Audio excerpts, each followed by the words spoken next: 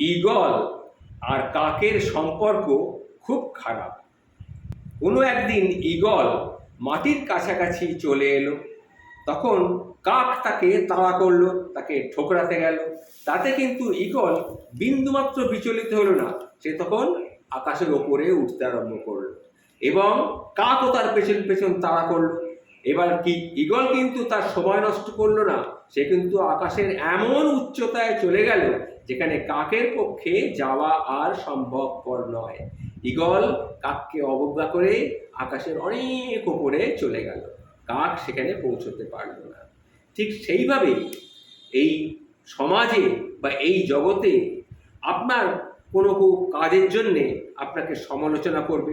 ভালো কাজ করতে যাবেন, আপনার সমালোচনা করবে, আপনার পেছনে লাগবে, আপনাকে ঠিক ওই কাকের মতো ঠোকরাতে আসবে। আপনি তাদেরকে অবজ্ঞা করুন, তাদেরকে এড়িয়ে চলুন, দেখবেন তারা কোনোদিন আপনার মতো ওই উচ্চতায় পৌঁছতে পারবে না। এটা ভুলে যাবেন না বন্ধু, মনে রেখে দেবেন।